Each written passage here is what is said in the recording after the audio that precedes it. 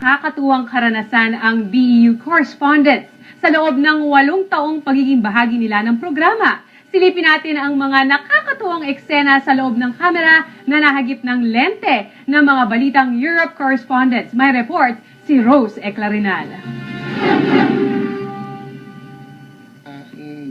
Malaking hamon sa mga correspondent ang mag-interview sa kababayang nagpapatawa.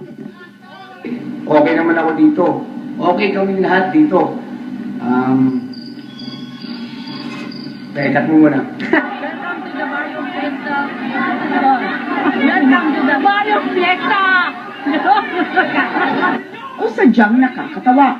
Ay, nagagaling sa init. Nakakamatay. Niloloko po ako.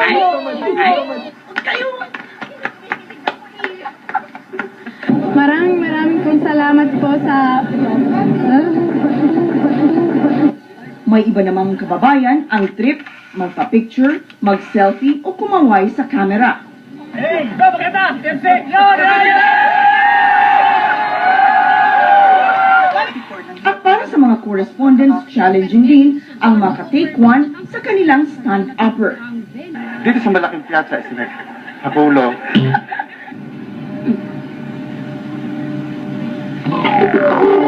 Dito sa Istanbul. Ito ang lugar kung saan itinuro. Ito ang lugar na ibinigay ni Ramona Bautista bago siya umalis. Teka muna, nag-distract na ako. Kahit maalis ang sangguniang kabataan, hindi raw ito solusyon para mapigil ang korasyon. Yes, ulit. Ito ang sinasabi. 5, 4, Kung may 3, mga tao pasaway at palakad-lakad, doble hirap rin mag-memorize ng linya. Tirano austerity measure na ibinapat... Mula sa panahon ng Arab Empire hanggang sa panahon ng kolonasyon.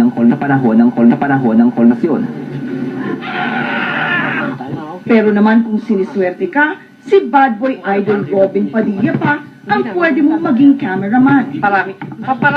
Thank you. Sige, tabi lang. Para lang. Siyempre kahit si Robin Padilla, kailangan sumunod sa instructions ni ma'am. Galawin yan, ha? Apo. Naka-order yan, Mr. Robin Padilla.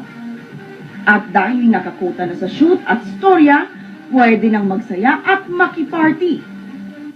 Oppan Gangnam Style. Para sa Balitang Yun, Rose Eclarinal, Gangnam Style.